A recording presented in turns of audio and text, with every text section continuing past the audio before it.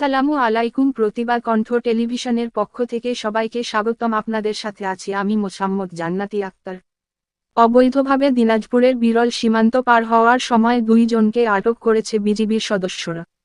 অবৈধভাবে দিনাজপুরের বিরল সীমান্ত পার হওয়ার সময় 2 জনকে আটক করেছে বিজিবির সদস্যরা।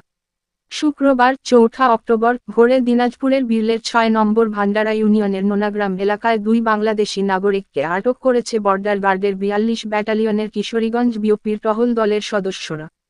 আটক দুজনের মধ্যে দিনাজপুরের বোচাগঞ্জের মুর্শিদাহাটের মিল রোড রামা রায়ের ছেলে ম্যাগনেট রায় 25 ও নীলফামারী সদরের পলাশবাড়ির প্রফুল্ল রায়ের ছেলে লিখন রায় 19।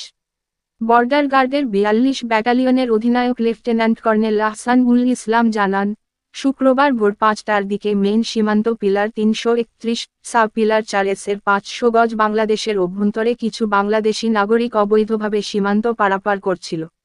এ সময় 2 জনকে আটক করা হয়েছে। আটকদের বিরুদ্ধে আইনি ব্যবস্থা নিতে বিরল থানায় হস্তান্তর করা হবে বলে জানান তিনি।